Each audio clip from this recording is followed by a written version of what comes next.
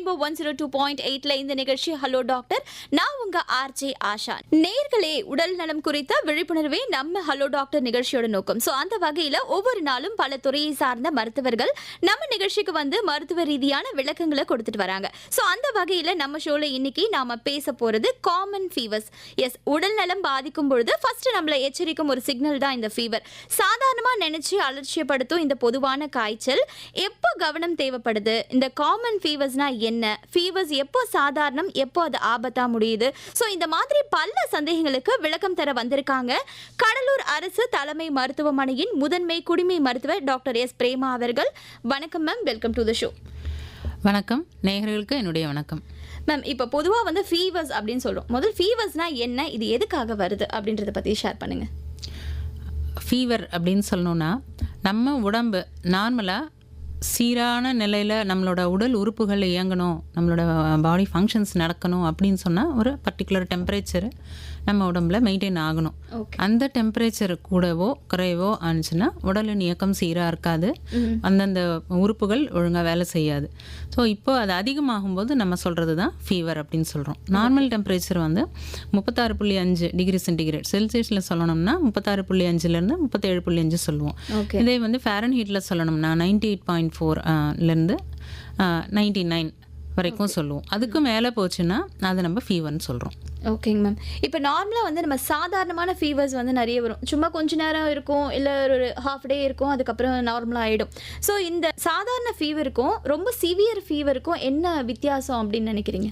ஃபீவரை நம்ம ஃபிசியாலஜிக்கல் பெத்தாலஜிக்கல்னு பிரிக்கலாம். ஃபிசியாலஜிக்கல்ங்கிறது நீங்கள் சொல்கிற மாதிரி சாதாரணமான விஷயத்துக்கு வரக்கூடியதுங்கிறது. ஏன்னா நம்ம உடம்புல ஹீட் அதிகமாக ஜென்ரேட் ஆகிறது தான். நம்ம வந்து பொதுவாக பார்க்கும்போது உடம்பு சுடுதுன்னா நம்ம ஜுரம்னு சொல்லிடுறோம். ஓகே, அதை ஆக்சுவலாக அது ஜுரம் கிடையாது. பட் அது வந்து ஃபிசியாலஜிக்கலாக நம்ம உடம்பை அடாப்ட் ஆகிக்கிறது. நமக்கு உடம்பு அதிகமான சூடு உள்ள உருவாகும் போது அதை வெளியில் அனுப்பி அடாப்ட் பண்ணிக்கிறது தான் ஃபிசியாலஜிக்கல். அது ஆக்சுவலாக ஃபீவர்னு சொல்லக்கூடாது, அடாப்டேஷன் ப்ராசஸ் தான் அது. ஸோ அது ரொம்ப ஸ்ட்ரெனுவஸ் எக்ஸசைஸ் பண்ணும்போது, ஒர்க் பண்ணும்போது, ரொம்ப ஹாட் கிளைமேட்டில் நம்ம இருக்கும்போது அது வந்து ஒரு லெவலுக்கு மேலே போயிடுச்சுன்னா பெத்தாலஜிக்கல் ஆகிடும். ஆரம்பத்தில் உடம்பு டீஹைட்ரேஷன் ஆகும்போது.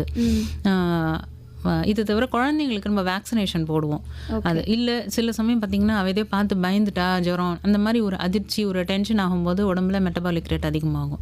இந்த மாதிரி சமயங்களில் வர்றது டிரான்சியண்ட்டாக கொஞ்ச நேரத்துக்கு தான் இருக்கும், அது பிறகு நார்மல் ஆகிடும்.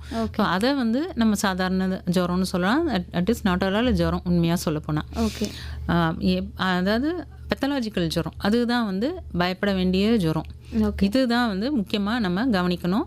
இதுக்கு என்னென்ன காரணங்கிறது தான் நம்ம முக்கியமாக பார்க்கணும். அதுக்கான ட்ரீட்மெண்ட்டு குறிப்பிட்ட மருத்துவர், குழந்தைங்கள்னா குழந்தைகள் மருத்துவர், பெரியவங்கன்னா பெரியவங்க மருத்துவரை பார்த்து நம்ம ட்ரீட்மெண்ட் பண்ணிக்கணும். எதனால் அந்த ஜுரம் வந்ததுன்னு கண்டுபிடிக்கணும். Welcome back. எஃப்எம் ரெயின்போ 102.8ல கேட்டுட்டு இருக்கீங்க ஹலோ டாக்டர் நிகழ்ச்சி. இன்னைக்கு பொதுவான காய்ச்சல் என்ன அப்படின்றத பத்தி நிறைய விஷயங்களை நம்ம கூட ஷேர் பண்றதுக்காக வந்திருக்காங்க கடலூர் அரசு தலைமை மருத்துவமனையின் முதன்மை குடிமை மருத்துவர் எஸ் பிரேமா அவர்கள். மேம், இப்போ சொல்லிட்டு இருந்தீங்க, இப்போ சாதாரண ஃபீவர் வந்து எவ்வளோ மணி நேரம் இல்லை எத்தனை நாட்கள் இருக்கும், அதுவே சிவியராக மாறுச்சுன்னா எத்தனை நாளுக்கு அப்புறம் அது ரொம்ப டேஞ்சர், நம்ம கண்டிப்பாக செக் பண்ணி ஆகணும் அப்படின்னு நீங்கள் நினைக்கிறீங்க? எஸ், இப்போ நான் சொன்ன மாதிரியான ஃபிசியலாஜிக்கல் ஃபீவர் அதுதான் நீங்கள் சாதாரண ஃபீவர்னு சொல்கிறது. எந்த நோய் கிருமினாலையும் வராத ஃபீவர் அது.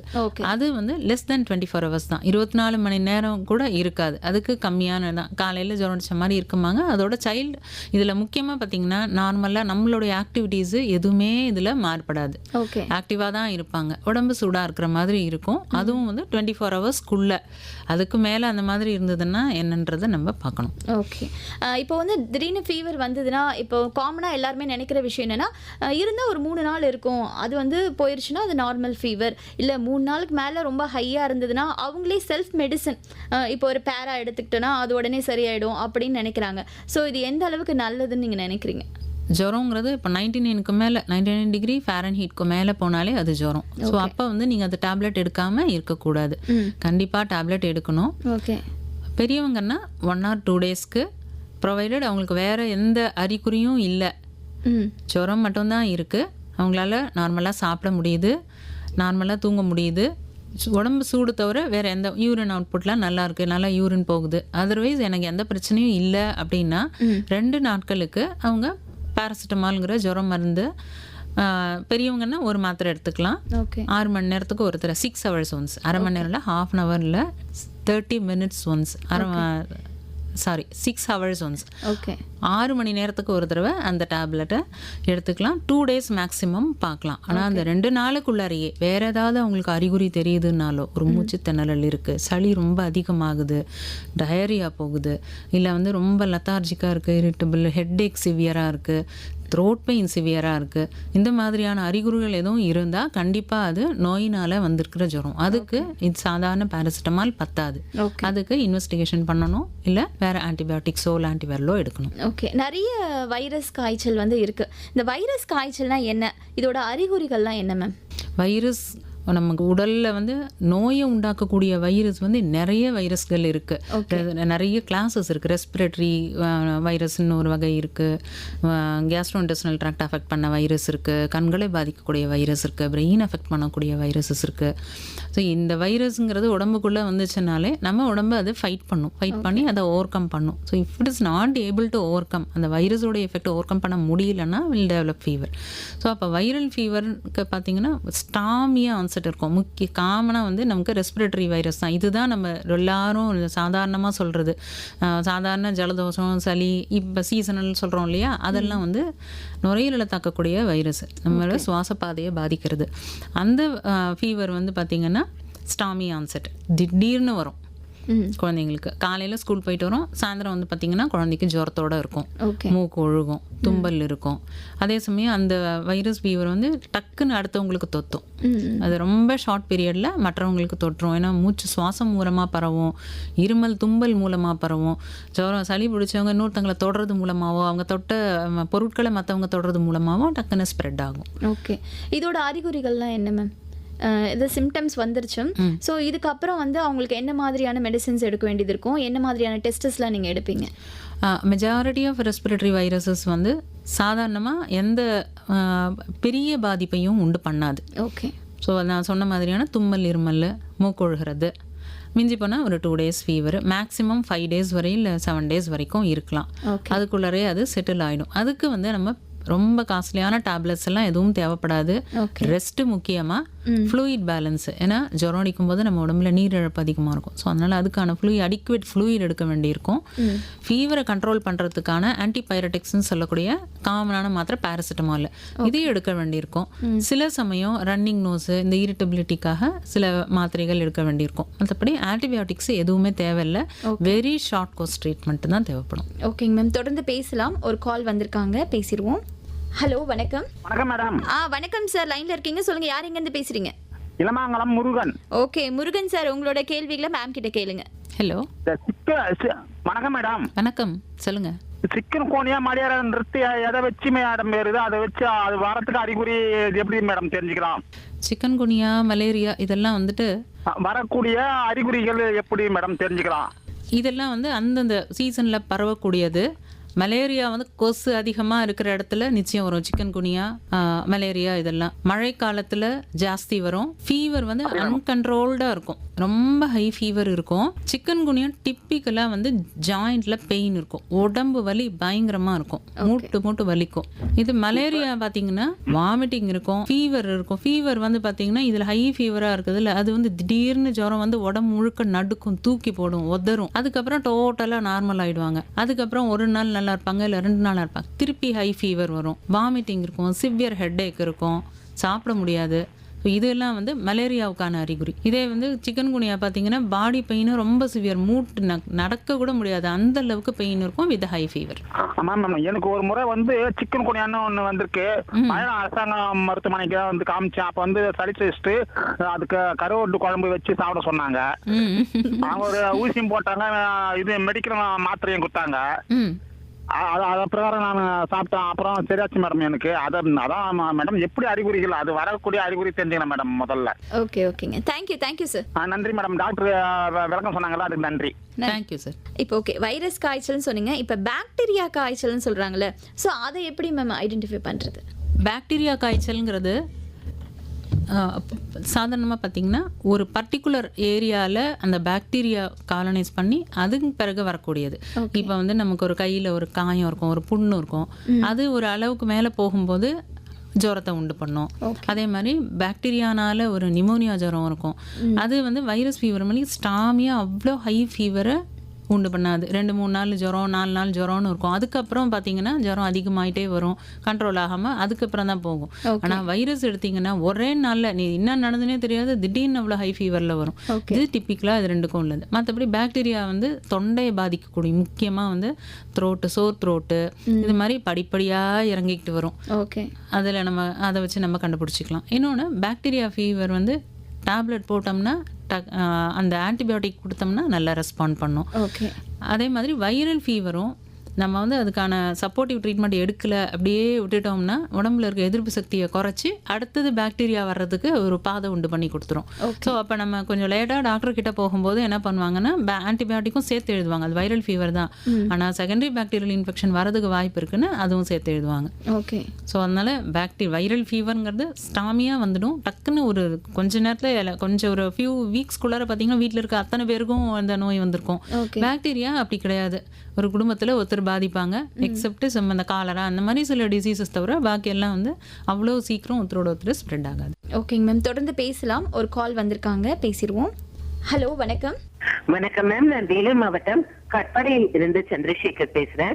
இந்த கண்டாமினேட்டட் வாட்டரை நம்ம காய்ச்சாம அப்படியே குடிக்கிறதுனால என்ன ஜுரங்கள் பரவறதுக்கு வாய்ப்புகள் இருக்கு?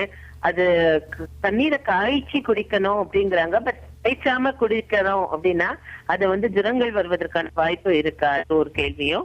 ரெண்டாவது வந்து இந்த கைகளை கழுவி சுத்தமா வச்சு அதன் பிறகு சாப்பிடணும், அப்பதான் உடல் ஆரோக்கியமா இருக்கும்னு கேள்விப்பட்டேன். இந்த கைகளை கழுவாம சாப்பிடுறவங்களுக்கு என்ன மாதிரியான நோய்கள்லாம் வருவதற்கு வாய்ப்பு இருக்கு? அது ஜுரத்துல கூட வருவதற்கான ஒரு வாய்ப்பு கொண்டு விடுமா? இதை பத்தி எனக்கு தெரிஞ்சுக்கணும். ஓகே சார், முதல்ல கொஸ்டின் கேட்டிங்க கண்டாமினேட்டட் வாட்டர். அது நீங்களே சொல்லிட்டீங்க கண்டாமினேட்டட் வாட்டர்.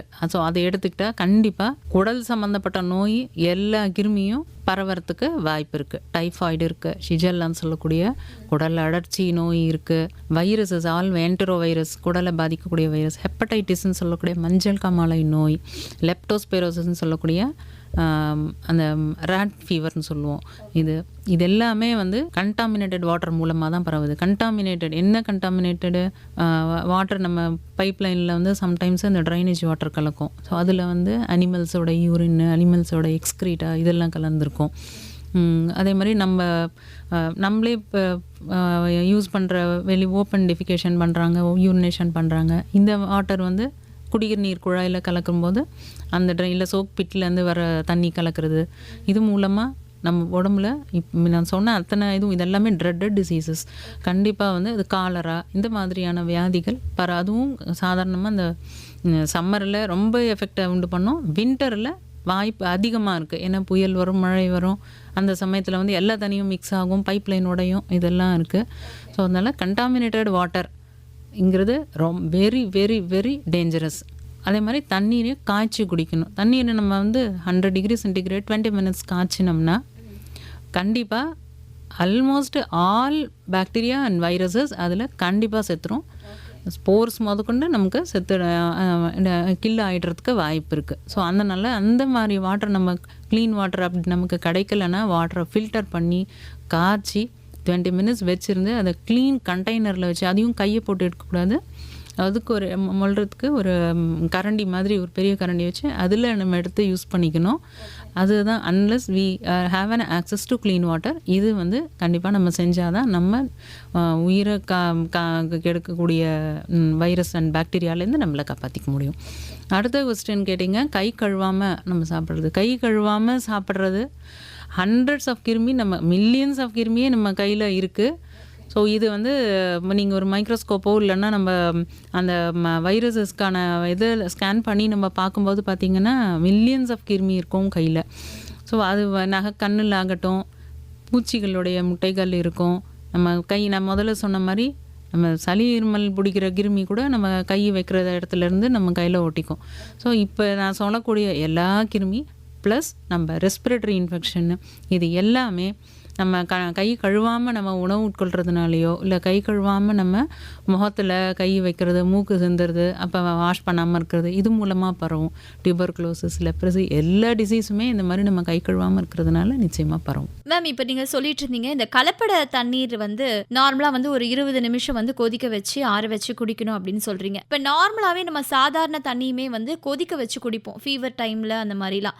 ஸோ இந்த மாதிரி கொதிக்க வைக்கும்போது அதில் இருக்க சத்துக்கள் வந்து அழிஞ்சிடுது. அதனால ஒரு 100 டிகிரி செல்சியஸ்க்கு மேலே வந்து கொதிக்க வைக்கக்கூடாது. ஸோ நார்மலாக வந்து லைட்டாக சூடான பிறகு குடிக்கலாம் அப்படின்ட்டு பொதுவாக எல்லாருமே நம்புறாங்க. ஸோ இது எந்த அளவுக்கு உண்மை மேம்? இல்லை, அது வந்து உண்மை இல்லை. ஏன்னா தண்ணீரில் இருக்கக்கூடிய சத்து அப்படின்னா தட் இஸ் மினரல் ஒன்லி. எந்த மினரலும் நீங்கள் காய்ச்சறதுனால கெட்டு போகிறது கிடையாது. எல்லா மினரலும் அப்படியே தான் இருக்கும். அதனால தாராளமாக காய்ச்சி குடிக்கலாம். இப்போ நார்மலாக பார்த்தீங்கன்னா குழந்தைகளுக்கு வந்து நோய் எதிர்ப்பு சக்தி வந்து கொஞ்சம் கம்மியாக இருக்கும். ஸோ அவங்களுக்கு ஃபீவர்ஸ்னாலே உடனே வந்து பார்த்தீங்கன்னா கடகடன்னு ஸ்ப்ரெட் ஆகும். ஸோ அந்த மாதிரி டைமில் பேரண்ட்ஸ் என்ன செய்யணும் மேம்? குழந்தைகளுக்கு காய்ச்சல் அப்படின்னாலே நான் சொன்ன மாதிரி அந்த 99 பெட்டர் வந்து எல்லார் வீட்லேயுமே ஒரு டிஜிட்டல் தெர்மாமீட்டர் வச்சுக்கிறது நல்லது. அப்போ தான் வந்து குழந்தைக்கு ஃபீவர் இருக்கா இல்லையான்னு நம்ம கரெக்டாக கண்டுபிடிக்க முடியும். 99க்கு மேலே ஃபீவர் இருக்குது அப்படின்னு சொன்னாலே டாக்டருக்கு ஆக்சஸ் இருக்கிறவங்க இமீடியட்டாக டாக்டர் பார்க்கலாம். அப்படி உடனே பார்க்க முடியல, வில்லேஜில் இருக்கோம், டாக்டர் பார்க்குறதுக்கு நம்ம நாள் ஆகும்னு சொன்னால் நீங்கள் ரெகுலராக காமிக்கிற டாக்டர்கிட்ட உங்கள் குழந்தைக்கு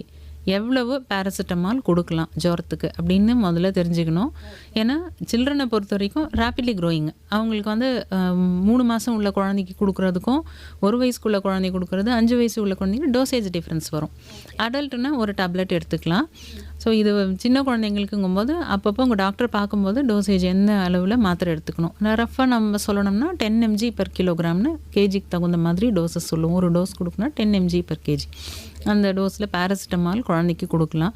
குழந்தைக்கு வேறு என்ன அறிகுறி இருக்குங்கிறத பார்க்கணும். வீட்டில் யாருக்காவது அந்த மாதிரியான உடம்பு நோய் இருந்ததா, இந்த கொஸ்டின் எல்லாம் நீங்கள் டாக்டர்கிட்ட போகும்போது கேட்பாங்க. ஸோ இதெல்லாம் நம்ம தெரிஞ்சுக்கிட்டு போகணும். ஏன்னா நிறைய டைம் பார்த்திங்கன்னா குழந்தைக்கு உடம்பு வீட்டில் இருக்கிறவங்க யாராவது இருப்பாங்க, குழந்தைய அழைச்சிட்டு வரது வேற ஒருத்தங்க. நம்ம கேட்குற எந்த கொஸ்டினுக்குமே அவங்களுக்கு பதில் தெரியாது. ஸோ என்னன்னு தெரியலையே, குழந்தை மோஷன் நார்மலாக போணுச்சா தெரியல, டைரியா போகுதா தெரியல, வாமிட் பண்ணுச்சா, காலையில் என்ன எடுத்துக்கிச்சு, எந்த கொஸ்டினுக்குமே அவங்களுக்கு பதில் தெரியாது. ஸோ அது மாதிரி இல்லாமல் என்னென்னலாம் நம்ம டாக்டருக்கு அந்த இன்புட் கொடுத்தா தான் அவங்களால இந்த டிசீஸாக இருக்க முடியுன்றதை கண்டுபிடிக்க முடியும். அது மாதிரி ஃபுட்டு கொடுக்குறதுலையும் லிக்விட் டயட். ஹை ஃபீவர் இருக்கும்போது நம்ம நிறைய பேர் வந்து நார்மல் ஃபுட்டு, ஸ்பைசி ஃபுட்டு, அவனுக்கு அதுதான் பிடிக்கும், அவன் எதுவுமே சாப்பிட மாட்டேங்கிறானே, அந்த சமயத்தில் அது கொடுப்போம் அப்படின்னு கொடுக்குறாங்க. என்ன ஆகும்னா அது டைஜஷன் ஆகாது. ஏன்னா ஹை ஃபீவர் டெம்பரேச்சர் இருக்கும்போது ஆல் அதர் சிஸ்டம்ஸ் நான் முதல்ல சொன்ன மாதிரி சரியாக வேலை செய்யாது. ஸோ அப்போ அந்த வயிற்றுக்குள்ளே நம்ம அந்த ஃபுட்டை போடும்போது அது வாமிட்டாக வெளியில் வந்துடும், இன்டைஜஷன் ஆகும், வாமிட்டாக வெளியில் வரும், எரிச்சல் இருக்கும் குழந்தைக்கு. அதனால் ஃபர்தராக வந்து அந்த ஆஸ்பிரேட் ஆகி நுரையீரலுக்குள்ளே போணுச்சுன்னா அடுத்தது மூச்சு திணறல் வரும் குழந்தைக்கு. அதனால் liquid diet, warm liquid diet. குழந்தைக்கு உணவே கொடுக்காம சில பேர் வைப்பாங்க, அதுவும் செய்யக்கூடாது. லிக்விட் டயட் கொடுக்கணும். கஞ்சி இல்லை வந்து ஃபீவர் கொஞ்சம் குறைஞ்சிச்சின்னா நார்மல் வாட்டர், அதாவது லுக்வார்ம் வாட்டர், இந்த ரூம் டெம்பரேச்சரில் இருக்க வாட்டரை மிக்ஸ் பண்ணினா ஃப்ரூட் ஜூஸஸ் கொடுக்கலாம்.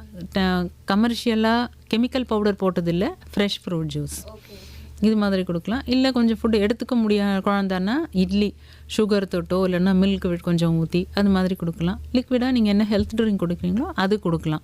ஸோ இது வந்து லிக்விட் டயட் கொடுக்கும்போது வாமிட்டிங்கான வாய்ப்பு கொஞ்சம் குறைவாக இருக்கும். அதை தவிர குழந்தைக்கு என்ன அறிகுறி இருக்குங்கிறத பார்க்கணும். சளி பிடிச்சிருக்கா, இருமல் இருக்கா, குழந்தை நார்மலாக எப்பவும் போல தான் இருக்கா. இதில் என்ன பார்த்திங்கன்னா 2 மாதத்துக்கு உள்ளே இருக்கிற குழந்தைக்கு ஃபீவர்னாலே உடனடியாக டாக்டரை பார்க்கணும் அட் எனி காஸ்ட். நான் சொல்கிற இதெல்லாம் வந்து 2 மாதத்துக்கு மேலே இருக்கிற குழந்தைக்கு தான். ஏன்னா 2 மாதத்துக்கு உள்ளே இருக்கிற குழந்தைக்கு ஜுரம் அப்படின்னாலே சம்திங் அப்நார்மல் உடனே போய் காமிச்சிடணும். அந்த ரிஸ்க்கு எடுக்கவே கூடாது 2 மாதத்துக்குள்ளே இருக்க குழந்தைங்களுக்கு. 2 மாதத்துக்கு மேலே இருக்க குழந்தைங்களுக்கு நீங்கள் அப் டு 1.5 years 2 years வரைக்கும் தாய்ப்பால் கொடுக்கலாம்னு சொல்கிறோம். ஸோ அதனால் என்ன ஃபீவராக இருந்தாலும் சரி தாராளமாக தாய்ப்பால், பிளென்டி ஆஃப் தாய்ப்பால் கொடுக்கலாம் குழந்தைக்கு. ஏன்னா நிறைய குழந்தைங்க தாய்ப்பாலை மட்டும்தான் குடிக்கும், வேறு எதுவுமே அந்த சமயம் சாப்பிடாது. ஸோ அட்லீஸ்ட் அந்த தாய்ப்பாலை நம்ம கொடுத்தோம்னா அதுக்கான கலோரியும் அந்த வாட்டர் டீஹைட்ரேஷன் ஆகாமையும் அது காப்பாற்றும். குழந்தைங்க யூரின் கரெக்டாக போகுதான்றதை பார்க்கணும். 6 மணி நேரத்துக்கு ஒரு தரையாவது யூரின் போகணும். அப்படி போகலைன்னு சொன்னால் குழந்தை டீஹைட்ரேஷனுக்கு போகுதுன்னு அர்த்தம். டீஹைட்ரேஷனுங்கிறது சாதாரண விஷயமாக நமக்கு தோணும், பட் ஆனால் அது டேஞ்சரஸ் கான்சிக்வன்சஸை கொண்டு வரும். குழந்தைக்கு ஃபிட்ஸு வரலாம், ரத்த ஓட்டம் பாதிக்கலாம், குடல் ரத்த ஓட்டம் பாதிக்கலாம், யூரின் போகாமல் கிட்னி இன்ஜூர் ஆகலாம். பிரெயின் எஃபெக்ட் ஆகலாம். பிளட்டு வந்து வாட்டர் இல்லாமல் டீஹைட்ரேஷனால் திக்காகிடும். ஸோ அது மூலமாக பல பிரச்சனைகள் வரும். ஸோ அதனால் குழந்தைக்கு தண்ணீர் கொடுக்க வேண்டியது ரொம்ப அவசியம். பெரிய குழந்தைங்கள்னா ரெஸ்ட்டு, ஒரு குழந்தைக்கு சப்போர்ட் கொடுக்கணும். ஈரத்துண்டு போட்டு மேலே தொடச்சி விடணும்.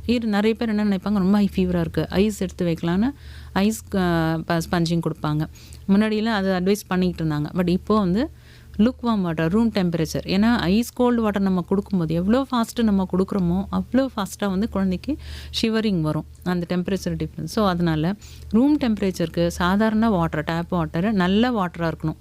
கண்டாமினேட்டட் வாட்டரில் நல்ல வாட்டர் அதை பிடிச்சி ஒரு ஸ்பாஞ்சோ இல்லைன்னா வந்து சாதாரண ஒரு க்ளீன் கர்ச்சீஃப் கிளாத்து அதை எடுத்து நனைச்சி குழந்தைக்கு, முக்கியமாக ஹீட் வெளியில் போகிற இடம் ஃபோர்ஹெட்டு, 2 அக்குள், இந்த தொடை இடுக்கு, இந்த இடங்களில் லோவர் அப்டமன், இந்த 4 இடத்துலையும் 10 மாதிரி போட்டுட்டு பாக்கி இடத்த ஃபுல்லாக தொடச்சி விடணும். தொடச்சி விட்டாலே ஃபீவர் ஓரளவு குறைஞ்சிடும். அது குறைஞ்ச பிறகு குழந்தைக்கு லிக்விடாக ஏதாவது இன்டேக் கொடுக்கணும். ஏன்னா அதுக்கான அந்த எனர்ஜி லாஸை நம்ம ரீப்ளேஸ் பண்ணி ஆகணும். இது ஒன்று. இன்னொன்று வந்து ஏன் நம்ம வந்து ஸ்பஞ்சிங் கொடுத்து டெம்பரேச்சரை குறைக்கணும்னு சொன்னால், 6 மாதத்துலேருந்து 3 வயசு உள்ள குழந்தைங்களுக்கு எந்த நேரத்துலையும் ஃபிட்ஸு வரும் ஃபீவர்னால். ஏன்னா அந்த நரம்பு மண்டலம் வந்து முழு வளர்ச்சி அடைகிறதுக்கு 3 வருஷம் ஆகும், 3 வயசாவது ஆகும் குறைஞ்சது. ஸோ அந்த சமயத்தில் வந்து கொஞ்சம் நரம்பு மண்டலம் வீக்காக இருக்கிற சமயத்தில் நமக்கு ஹை ஃபீவர் ஆகும்போது டக்குன்னு ஃபிட்ஸு வந்துடும் குழந்தைக்கு. ஸோ அந்த ஃபிட்ஸ்னால ஆஸ்பிரேஷன் ஆகலாம், இல்லை வந்து வேறு பிரச்சனைகள் வரலாம். ஸோ அதனால் அந்த ஃபிட்ஸை நம்ம தடுக்கணும்னா ஈரத்துண்டு போட்டு தொடச்சி டெம்பரேச்சரை குறைச்சிடணும். சில டைமில் ஃபீவர் இருக்கும்போது வந்து உடம்பெல்லாம் வந்து ஒரு மாதிரி தடித்தடிப்பாக ஆகிடும், கண் செவந்து போகிறது, அப்படி இல்லைன்னா உள்ளங்கால்லாம் வந்து ஒரு மாதிரி ரெட்டிஷாக ஆகிடும். இது ஏன் மேம் இது மாதிரிலாம் வருது? எஸ், இது வந்து ஹெமரேஜிக் ஃபீவர்ஸ் அப்படின்னு சொல்லுவோம். ஃபீவர் வித் ரேஷ், அது ஒரு தனி என்டைட்டியே இருக்குது. ஃபீவர் வித் ரேஷ்ன்னு சொல்லக்கூடியது இது வந்து டேஞ்சரஸான விஷயமாகவும் இருக்கும். சாதாரணமாக அம்மைகள் இந்த வகையில் வரும். தட்டம்மைன்னு சொல்கிறது, ஜெர்மன் மீசல்ஸ் அது, அப்புறம் சின்னம்மைன்னு சொல்லுவோமே அது, இது எல்லாமே வந்து ரேஷஸோடு வரக்கூடிய ஃபீவர். சில ரிக்கட் செல் டிசீஸஸும் இந்த மாதிரி ரேஷஸும் உண்டு பண்ணும். ஆல் டிசீசஸ் இந்த எல்லாமே வந்து ஜென்ரலைஸ்டு பிரச்சனைகளை உண்டு பண்ணக்கூடிய ஒரு நோய். இப்போ ரீசெண்டாக டெங்கு ஃபீவர் வித் ரேஷ், இந்த டெங்குவில் வரும்.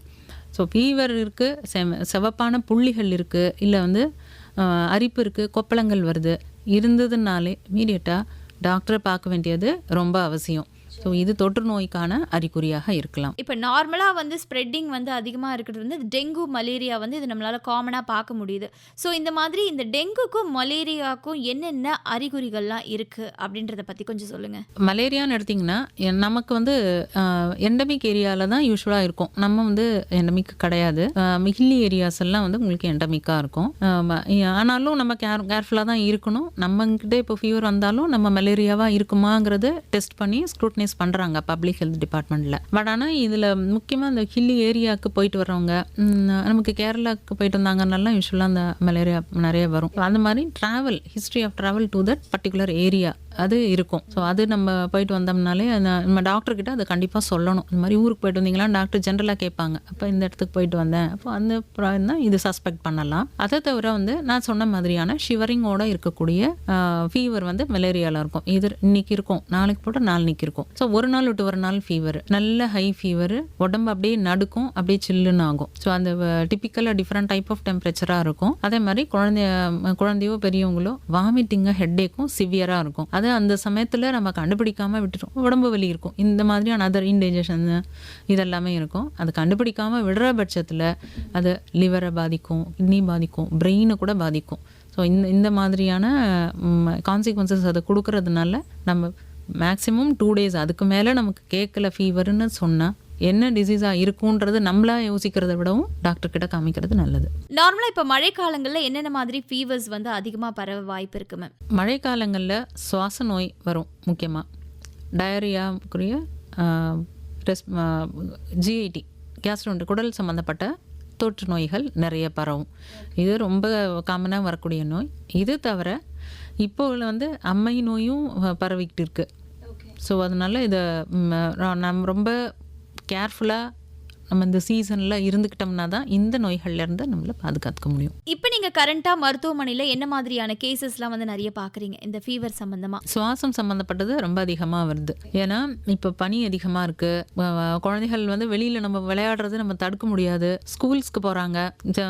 ஒரு குழந்தைக்கு சளி இருந்ததுன்னா, ஏன்னா சளின்றது வந்து குழந்தைங்களுக்கு வருஷத்துக்கு 3 தடவை 4 தடவை ஏற்படும். அதனால் அது எல்லா சளிக்கும் வந்து குழந்தைக்கு ஸ்கூல் அனுப்பாமல் வீட்டில் வைக்க மாட்டாங்க. மோரோவர் வந்து சளி வெளியில் நமக்கு தெரியறதுக்கும் ஒரு நாள் முன்னாடியே அந்த வைரஸ் நம்ம உடம்புக்குள்ளே வந்துடும். ஸோ அப்போ அந்த ஃபர்ஸ்ட் டே அன்றைக்கி குழந்தை வரும்போதே நிறைய பேருக்கு ஸ்ப்ரெட் பண்ணி விட்டுரும் அந்த டிசீஸை. ஸோ அதனால இதெல்லாம் வந்து சளி வர்றது, சளி, இருமல், இந்த தும்பல், தொண்டை வலின்னு குழந்தைக்கு சொல்ல தெரியாது. அதுக்கப்புறம் அந்த தொண்டை கட்டிக்கும், ஒழுங்காக சாப்பிடாது, அதுதான் ஒரே அறிகுறியாக இருக்கும். அதுக்கப்புறம் பார்த்தீங்கன்னா அது குரல் மாறும், தொண்டை கட்டிக்கும். அப்புறம் அதுக்கு கீழே நோய் இறங்கும் போது சுவாசம் சீராக வராது, மூச்சு திணறல் ஆரம்பிக்கும். ஸோ அதனால குழந்தைக்கு சளி இருக்கும்போதே உடனடியாக காமிச்சிடுறது நல்லது. இப்போ ஃபீவர் இது மாதிரிலாம் ஏற்படுதுன்னா ஸோ என்ன மாதிரி உணவை வந்து அவங்க வந்து எடுத்துக்கணும், இல்லை எந்த மாதிரி உணவுகள்லாம் அவங்க எடுத்துக்க கூடாது, இதை பற்றி சொல்லுங்க. ஈஸியாக டைஜஸ்ட் ஆகக்கூடிய நிறைய கலோரி தரக்கூடிய உணவு. ஈஸியாக டைஜஸ்ட் ஆகக்கூடிய உணவுன்னா நீங்கள் சீரியல், அரிசி கஞ்சி, கோதுமை கஞ்சி, இட்லி, ஆயில் ரொம்ப போடாமல் ஆப்பம், இடியாப்பம், ஸோ இதெல்லாம் வந்து இல்லை பிரெட்டு, பன்னு, இந்த ஐட்டம்ஸ்லாம் வந்து உங்களுக்கு ஈஸியாக டைஜஸ்ட் ஆகிடும். ஆயில் கண்டென்ட்டும் கிடையாது, குழந்தைக்கு குடலுக்கும் இதமானதாக இருக்கும். காரம் தவிர்க்கணும் கண்டிப்பாக. குழந்தைக்கு அப்பிடைட் நார்மலாக வர வரைக்கும் அதை நம்ம தவிர்க்கிறது நல்லது. அப்பிடைட் அதுக்கு நீங்கள் அந்த ஹை ஃபீவரை விட்டதுனாலே அடுத்தது ஒரு 2 நாள் குழந்தைக்கு நாக்கு நல்லா இருக்காது. அதுக்கு பிறகு அதுவே குழந்தைய சாப்பிட தொடங்கும், நீங்கள் பார்த்தீங்கனாலே தெரியும். ஸோ அப்போ அதை வந்து கொடுத்துடலாம். ஆனால் ஃபீவர் இருக்கும்போது அவாய்ட் பண்ணணும். ஏன்னா ஃபீவர் இருக்கும்போது வாமிட்டிங்கான வாய்ப்பு அதிகம். அப்போ நம்ம காரம் கொடுக்கறது நல்லதே கிடையாது. இப்போ வந்து நார்மலாக ஃபீவர் வந்தாலே நம்ம குழந்தைங்கள ஸ்கூலுக்கு அனுப்ப மாட்டோம். ஏன்னா வந்து ஒருத்தவங்க இருக்கும்போது பார்த்திங்கன்னா அது நிறைய பேருக்கு வந்து ஸ்ப்ரெட் ஆகும். ஸோ வந்து இதை வந்து தவிர்க்கிறதுக்காக மற்றவங்களோட கனெக்ட் வந்து கம்மியாக இருக்கணுன்றதுக்காகவே நம்ம வந்து குழந்தைங்கள வந்து ஸ்கூல் அனுப்புறது கிடையாது. ஸோ இந்த மாதிரி வந்து ஸ்ப்ரெட் ஆகாமல் இருக்கிறதுக்கு என்ன செய்யணும்? சாதாரண கோல்டுக்கு வந்து உங்களுக்கு ரன்னிங் நோஸ் நின்றுச்சுனாலே போதும். இதே அம்மை நோயெலாம் இருந்ததுன்னா அம்மை அந்த கொப்பளங்கள்லாம் ஆறி உதிர்ந்து போகணும். அந்த ஸ்கேபில் கூட வைரஸ் இருக்கும். ஸோ அது உதிர்ந்து போகணும். கிட்டத்தட்ட 1 to 2 வீக்ஸ் அவங்க ஐசோலேஷனில் இருக்க வேண்டியது. வீட்லேயே ஹோம்லேயே ஐசோலேஷனில் இருக்கணும், மற்றவங்களுக்கு ஸ்ப்ரெட் ஆகாமல் இருக்கணும்னா. ஸோ அதனால் அந்த மாதிரி டிசீஸ்க்கு எந்த டேஸ்க்கு சாதாரண நீங்கள் சொன்ன மாதிரி கோல்டெல்லாம் வந்து 2 or 3 days ஆர் இனஃப். நம்ம டேப்லெட் போட்டு அது பாடியோட இம்யூனிட்டி ஓவர் கம் ஆகிடுச்சினாலே குழந்தைங்க ஸ்கூலுக்கு போகலாம். ஃபீவரும் ரன்னிங் நோஸும் நின்றுச்சுனாலே போகலாம். ஆனால் அம்மை நோய் மாதிரி இருந்ததுன்னா கண்டிப்பாக 1 to 2 வீக்ஸ். இப்போ டெங்குலாம் பார்த்திங்கன்னா இனிஷியலாக ஒரு 4 நாள் நல்லா இருப்பாங்க, ஃபீவர் இருக்கும். அதுக்கப்புறம் ஃபீவர் டோட்டலாக செட்டில் ஆகிடும். அந்த 2 நாள் நம்ம குழந்தையோட ஆக்டிவிட்டி கவனிக்கணும். ஆனால் அந்த ஃபீவர் விட்டுட்டு தவிர குழந்தை சோர்வாகவே இருக்கும்.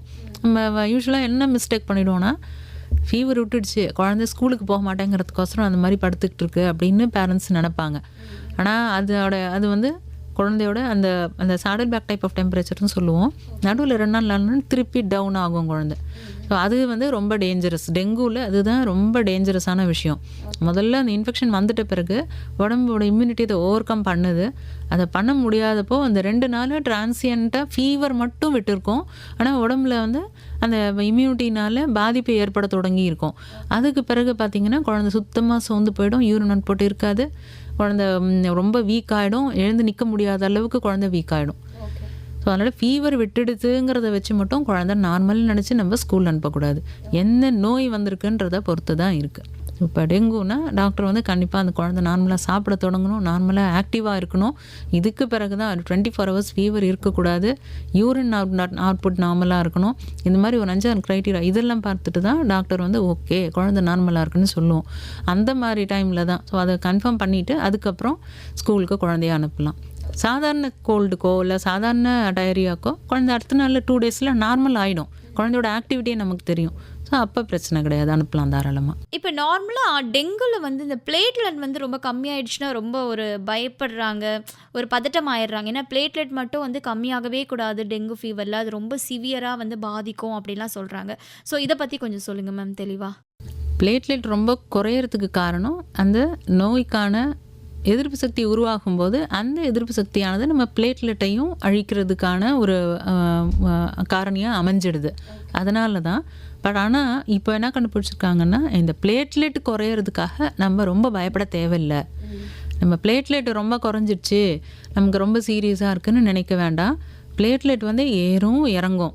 ஆனால் நம்மளோட ஜென்ரல் கண்டிஷன் நான் சொன்ன மாதிரி ஃபீவர் இல்லாமல் இருக்கணும், குழந்தைக்கு இன்புட் அவுட்புட் நல்லா இருக்கணும், ஃபுல்லையும் நார்மலாக எடுத்துக்கணும், யூரின் நல்லா போகணும், ஆக்டிவாக இருக்கணும், அவங்களோட பிளட் ப்ரெஷரு, அவங்களோட பல்ஸ் ரேட்டு, ரெஸ்பிரேஷனோ இல்லை இதுவும் கல்லீரல் குடல் ஃபங்க்ஷனிங் நல்லா இருக்குதான்னு டெஸ்ட் பண்ணுவோம். இதெல்லாம் நார்மலாக இருந்தால் பிளேட்லெட்டு எவ்வளோ குறைஞ்சாலும் பயப்பட வேணாம், கண்டிப்பாக இம்ப்ரூவ் ஆகிடும். ஏன்னா ஒரு பிளேட்லெட்டோட வாழ்நாள் வந்து 1.5 நாள் தான் மேக்ஸிமம்.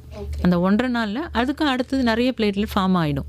நம்மளோட கவுண்ட் வந்து 150,000லேருந்து 400,000 நார்மல் பிளேட்லெட் கவுண்ட்டு. ஆனால் அந்த பிளேட்லெட் ரேப்பிடாக போன் மேரோவில் ஃபார்ம் ஆகிக்கிட்டே தான் இருக்கும். ஸோ அதனால் இந்த எதிர்ப்பு சக்தி வந்து அந்த பிளேட்லெட்டை அழிக்குது இல்லையா, அந்த ஆன்டிபாடிஸ் வந்து கொஞ்ச நாள் தான் இருக்கும். ஸோ அதுக்கு பிறகு உருவாகிற பிளேட்லெட் ரேப்பிடாக டெவலப் ஆகி நம்ம கவுண்ட்டை இன்க்ரீஸ் பண்ணிடும். அதை பற்றி எந்த கவலையுமே கிடையாது. ஸோ அதனால் பிளேட்லெட்டை மட்டுமே பார்த்து பயப்பட வேண்டாம். பிளேட்லெட் கம்மியாக எப்போ பயப்படணும்னா, பேஷண்ட்டோட ஜென்ரல் கண்டிஷனும் ரொம்ப மோசமாக இருக்கும், பிபி மெயின்டைன் ஆகாது, பேஷண்ட் ரொம்ப ட்ரௌசியாக இருப்பாங்க, சீரியஸாக இருப்பாங்க, கான்ஷியஸ் இருக்காது. பிளட் டெஸ்ட்டு பார்த்திங்கன்னா உங்களுக்கு ப்ளீடிங் டைம் கிளாண்டிங் டைம் அதிகமாக இருக்கும், மேலெல்லாம் சிவப்பாக ரத்தம் லைவி லைன் போட்டாலே ரத்தம் ஒழுகும். இந்த மாதிரியான ஜென்ரல் கண்டிஷன் பேடாக இருக்கும்போது தான் பிளேட்லெட் பற்றி கவலைப்படணும். இப்போ அதுக்கு முன்னாடி, ஏன்னா இப்போ அது எதுக்காக இதை நான் சொல்கிறேன்னா, எல்லாருக்குமே அது ஒரு அவேர்னஸ் இருக்கிறதுனால, ஐயோ பிளேட்லெட் குறைஞ்சிச்சு, நேத்தி வந்து நான் பார்த்தப்போ 80,000 இருந்தது, இன்றைக்கி 75 தான் இருக்குது அப்படின்னு பயப்படுறாங்க. ஈவன் 3,000 4,000 போனால் கூட பயப்பட தேவையில்லை, ஈவன் அதுக்கு குறைஞ்சா கூட பயப்பட தேவையில்லை, ப்ரொவைடட் நம்மளோட ஜென்ரல் கண்டிஷன் எப்படி இருக்குன்றதை பொறுத்து. அது வந்து நான் அந்த உங்களோட அவேர்னஸ்க்காக தான் இதை சொல்கிறேனே ஒழிய, நீங்களாம் இதை டிசைட் பண்ணிக்க வேண்டாம், டாக்டர் பார்த்து டிசைட் பண்ணிக்கோங்க. இப்போ நிறைய பேர் பார்த்தீங்கன்னா வந்து செல்ஃப் மெடிசன் எடுத்துக்கிறாங்க. அவங்களுக்கு வந்து நிறைய ஒர்க் இருக்கும். ஸோ இந்த ஃபீவரால் நம்ம வீட்டிலலாம் இருக்க முடியாது, ஸோ நம்மளே வந்து ஒரு 3 நாள் கண்டினியூஸாக வந்து டேப்லெட் எடுத்துக்கலாம், ஸோ சரியாயிடும். ஏற்கனவே அவங்களுக்கு ஃபீவர் வந்திருக்கும், ஸோ அந்த ப்ரிஸ்கிரிப்ஷனை வச்சு இப்போ மறுபடியும் அதே இதுக்கு வந்து டேப்லெட் வாங்கி சாப்பிட்றாங்க.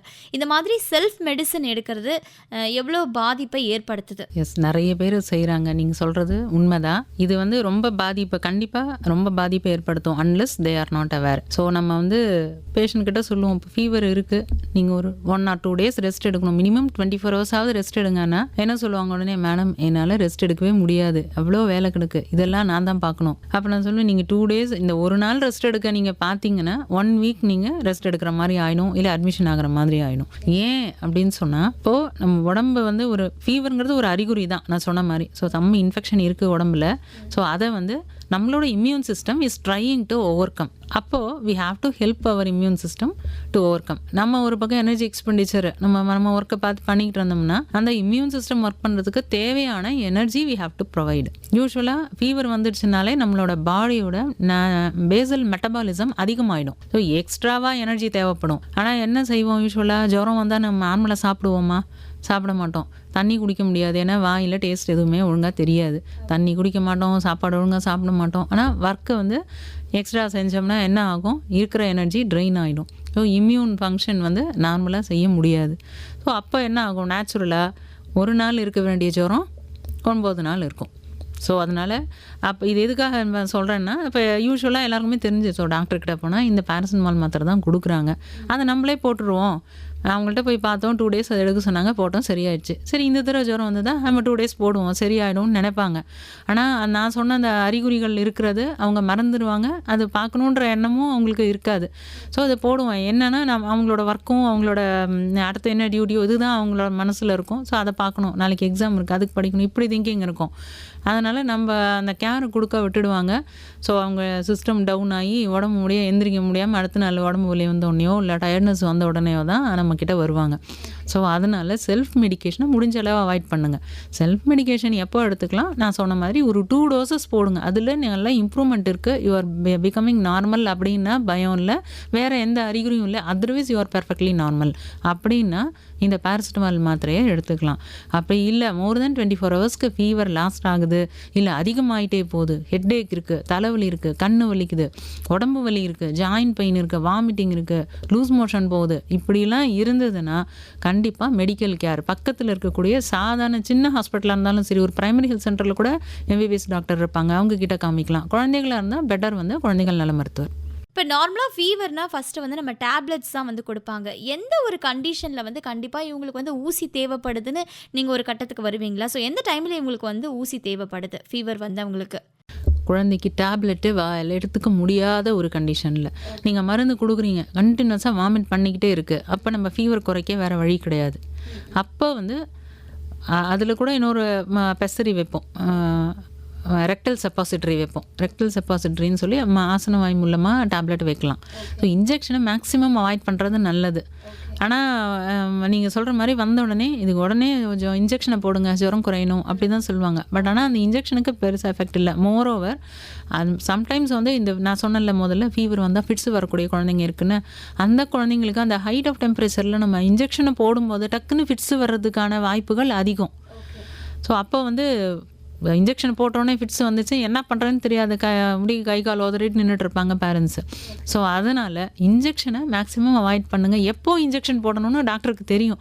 இந்த மாதிரி கண்டிஷனில் இந்த மாதிரி ரொம்ப ஹை ஃபீவர் போயிடுச்சு, உள்ள வாயில் வழியாக மருந்து கொடுத்தா அது எஃபெக்ட் எடுக்கிறதுக்கு 1/2 hour 45 minutes ஆகும், இல்லை வாமிட் ஆகுது, உள்ளே நம்ம மருந்து உள்ளே சேர மாட்டேங்குது, அந்த மாதிரி கண்டிஷனில் டாக்டர் வந்து இன்ஜெக்ஷன் போடுவாங்க. ஸோ அதனால் நம்மள ப்ராம்ப்ட் பண்ணி நிறைய டைம் எனக்கு இந்த குழந்தைக்கு கேட்கவே கேட்காது, நீங்கள் இன்ஜெக்ஷனையே போட்டுடுங்கம்பாங்க, அது செய்யக்கூடாது. இப்போ பொதுவாக பார்த்தீங்கன்னா ஏஜ்டு பீப்புளுக்கு வந்து ஃபீவர் வந்துச்சுன்னா ரொம்ப வந்து அவங்கள கண்காணிப்பிலே வச்சுக்கணும், அவங்களுக்கு எதாக இருந்தாலும் கொஞ்சம் சிவியராக ஆகிடும்னு சொல்கிறாங்களே. ஸோ இந்த மாதிரி வந்து வயதானவங்களுக்கு ஃபீவர் வரும்போது நம்ம என்ன மாதிரியான விஷயங்கள் எல்லாம் செய்யணும்? ஏன்னா வயதானவங்களுக்கு வந்து ஏற்கனவே அவங்களோட சப்கட்டேனியஸ் டிஷ்யூ எல்லாம் ஆல்மோஸ்ட் எல்லாம் கரைஞ்சிடும், வெறும் ஸ்கின்னியாக தான் இருப்பாங்க. ஃபீவர் வந்ததுன்னா டக்குன்னு அவங்களோட டெம்பரேச்சரு தெரியாமல் போயிடும். வெளியில் வந்து லோ டெம்பரேச்சர் ரொம்ப ஹை டெம்பரேச்சர்லாம் அவங்களுக்கு தெரியாது, லேசான ஜுரம் மாதிரி தான் இருக்கும். இன்னொன்று வந்து நம்ம குழந்தைங்கள பார்க்குற அளவுக்கு வயசானவங்கள அந்த டச் பண்ணி நம்ம பார்க்க மாட்டோம் இல்லைங்களா. குழந்தைனா கையில் தூக்கி வச்சுப்போம், அதை வந்து அடிக்கடி நம்ம பார்த்துக்கிட்டு இருப்போம், தொட்டு பார்த்துட்டு இருப்போம், ஜுரம் வர்றது தெரியும். வயசானவங்களுக்கு அந்தளவுக்கு தெரியாது. இன்னொன்று ரொம்ப சீக்கிரம் அவங்க டீஹைட்ரேட் ஆகிடுவாங்க. இன்னொன்று சீரியஸ் டிசீசஸ் டக்குன்னு அவங்கள தாக்கிடும்.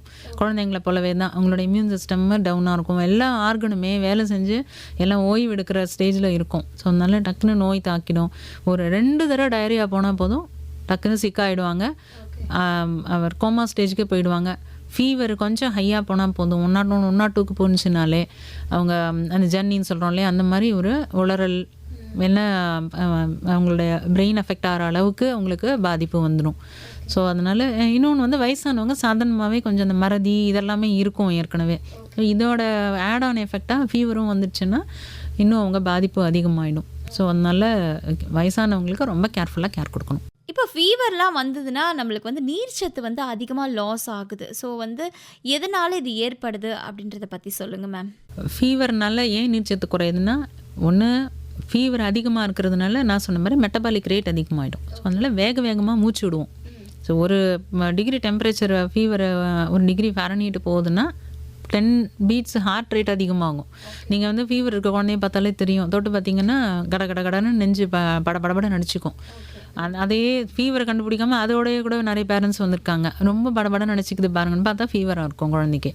ஸோ அதனால் அப்போது என்ன ஆகுது, நார்மலாக இருக்க வேண்டியதை விடவும் அதிகமாக பாடி வந்து வேலை செய்யுது, எல்லா உறுப்புமே அது மாதிரி அதிகமாக வேலை செய்யுது.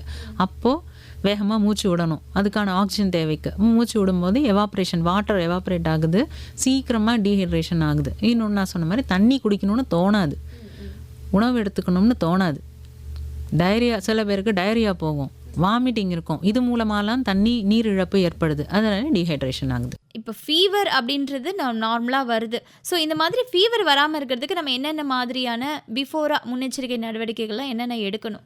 வெளியில் போயிட்டு வந்தோடனே கை கால் கழுவிட்டு ஃபேஸ் வாஷ் பண்ணிவிட்டு நம்மளை முதல்ல க்ளீன் பண்ணிட்டு தான் ட்ரெஸ் சேஞ்ச் பண்ணிவிட்டு அதுக்கு பிறகு தான் போய் குழந்தைங்கள தூக்கணும்.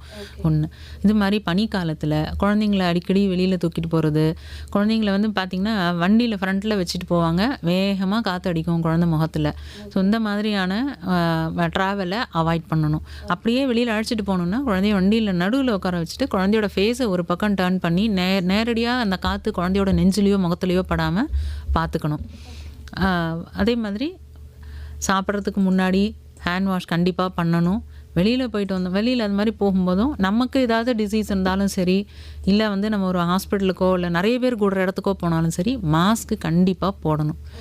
இதோட நான் சொன்ன மாதிரி ஏதாவது அறிகுறி இருந்தது, ஜுரம் அடிக்கிற மாதிரியான அறிகுறி இருக்குது, இல்லை மேலே ரேஷஸ் இருக்குது, இல்லை வந்து நார்மலாக இல்லை ஹெட்டேக் கண்டினியூஸாக இருக்குது, அதோட வாமிட்டிங்கோ இந்த மாதிரியான ஃபீவரோட இந்த மாதிரியான அறிகுறி இருந்ததுன்னா உடனே வந்து டாக்டர் பார்க்கணும். வீடு ரெமடிஸான மைல்டு இருந்ததுன்னா 1 or 2 டோசஸ் பேராசிட்டமால் ஒரு டேப்லெட் எடுத்துக்கலாம். தண்ணி நிறையா குடிக்கணும். முக்கியமாக அந்த ஸ்வெட்டிங்னாலேயே எலக்ட்ரோலைட்ஸ் எல்லாம் நிறையா லாஸ் ஆகும். அதனால் ஓஆர்எஸ் சொல்யூஷனோ இல்லை ஃப்ரெஷ் ஃப்ரூட் ஜூஸ், ஐஸ் போடாமல் ஃப்ரெஷ் ஃப்ரூட் ஜூஸ் எடுத்துக்கலாம். இதே வந்து சுகர் பேஷண்ட்டாக இருந்தாங்கன்னா அந்த சுகர் போடாமல் எடுத்துக்கணும். சுகர் பேஷண்ட் இன்னுமே கேர்ஃபுல்லாக இருக்கணும். ஏன்னா அவங்களுக்கு செப்சிஸ் ஆகிறதுக்கு வாய்ப்பு அதிகம், டீஹைட்ரேஷன் ஆகிறதுக்கான வாய்ப்பு அதிகம். ஸோ சுகர் பேஷண்ட்டு ரொம்ப கேர்ஃபுல்லாக இருக்கணும். ஹலோ டாக்டர் நிகழ்ச்சியோட நிறைவு தருணத்துக்கு வந்தாச்சு. இன்னைக்கு பொதுவான காய்ச்சல்கள் என்ன அப்படின்றத பத்தி நிறைய விஷயங்களை நம்ம கூட ஷேர் பண்ணிக்கிட்டாங்க. கடலூர் அரசு தலைமை மருத்துவமனையின் முதன்மை குடிமை மருத்துவர் எஸ் பிரேமா அவர்கள். மேம், உங்களுக்கு நிலையத்தின் சார்பாக மனமார்ந்த நன்றி மேம். நன்றி. நேயர்களுக்கும் நன்றி.